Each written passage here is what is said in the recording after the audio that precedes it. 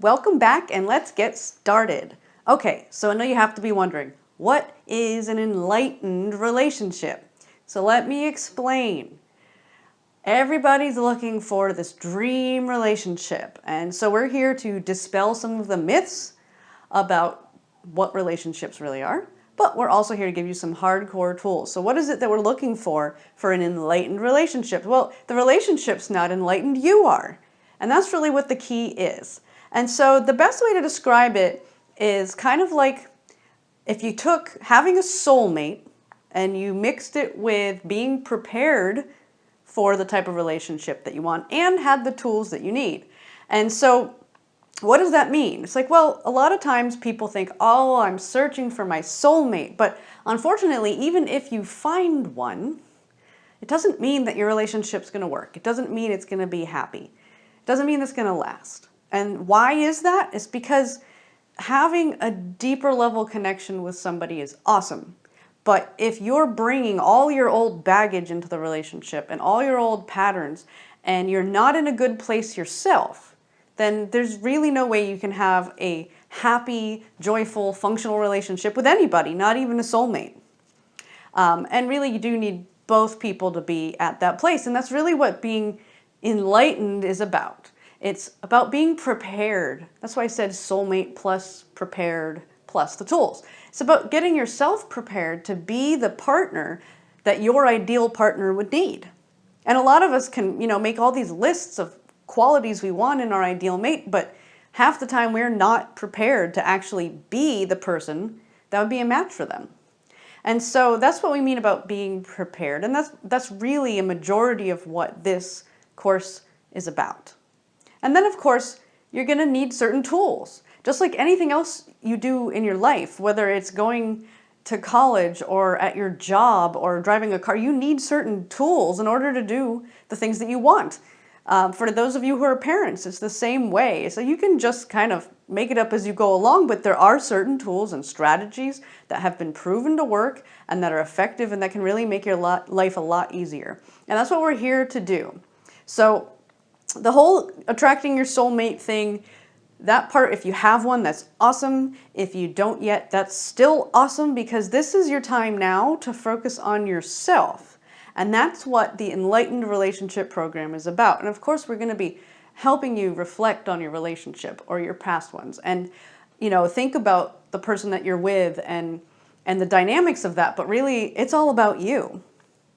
And the wonderful thing is, because it's all about you means you are the one who has control, because you are the only thing you can control. And so you're going to be empowered to step forward into your relationships of all kinds, knowing yourself, knowing who you are and where to go. So another thing to think about when you think enlightened relationship, what does that look like? Well, what you want to picture in your mind is having both partners in a place within their own lives where they're actively working on themselves. And it doesn't mean they have to be, sitting there constantly reading self-help books and, journaling every 5 minutes. Not that much of working on yourself, but really just being aware. It's all about awareness, enlightened. It has this, feeling of lightness to it, and illuminating what's going on within yourself, and taking the time to get to know yourself and your habits and your patterns and relationships. And so just to further clarify, I'm going to give some examples of how can you tell the difference between a traditional relationship versus an enlightened one.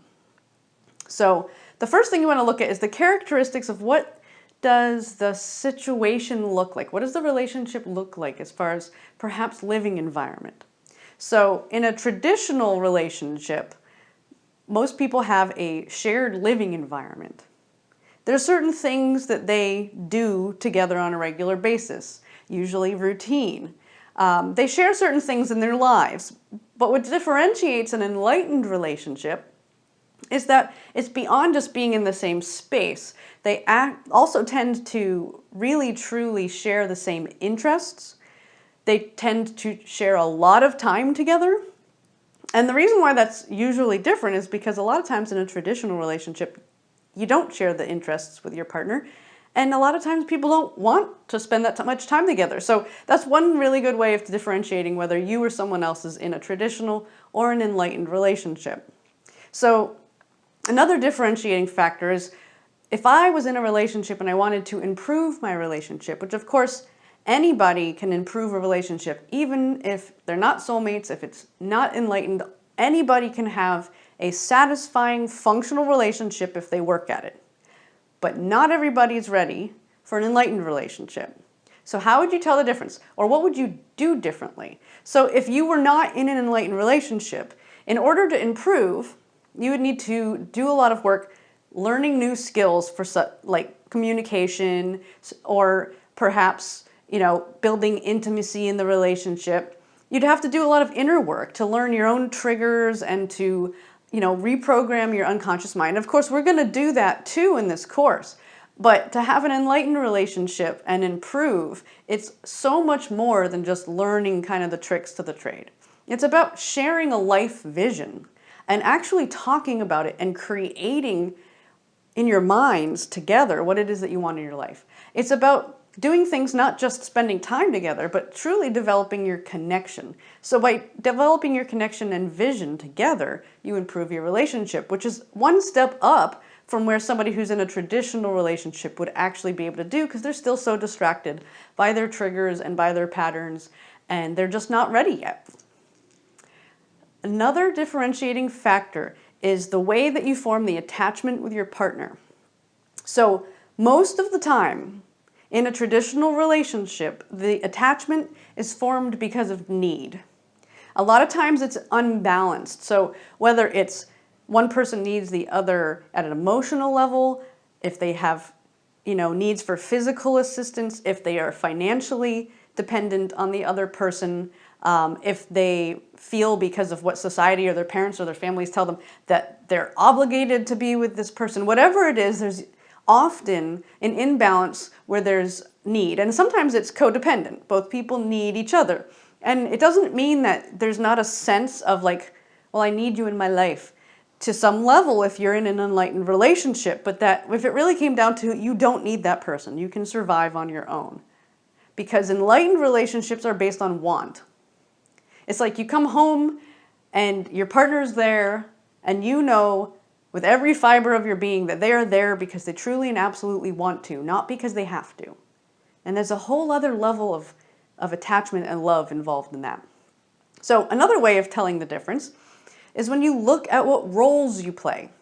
So in traditional relationships, most people are still playing out the roles and the patterns that they picked up throughout their lifetime. And it could have started in childhood with their parents or other caretakers. It could be from what you pick up out in the world, with people at work or your friends or your family, or what TV shows you watch or the movies that you watch. And we create these roles of who we think we're supposed to be. And because of the experiences that we have and the trauma that we go through, we tend to create these patterns and we repeat them over and over and over and over again. And so most people are in that place where they're just, playing the motions, walking through life, repeating everything that has been programmed into them. And so what makes an enlightened relationship different is that the people within the relationship have done the work or are currently doing the work to become more whole, to become more authentic, where they might say, this role over here, it seems like my family's been this way for like generations, but I'm ready to be done with that and letting it go. And so the last thing I want you to think about when you're trying to tell which one's which, or which one you're in, or which one you're ready for, is how is it that within the relationship I grow, or we grow? And so a traditional relationship, people tend to grow through learning lessons, which basically means your life experience does things that sometimes aren't so good, and you have to learn a lesson through the process. And unfortunately for most people, they don't learn the lesson, and that's why these patterns keep repeating over and over and over and over and over again. Because until you learn the lesson, it has to keep repeating.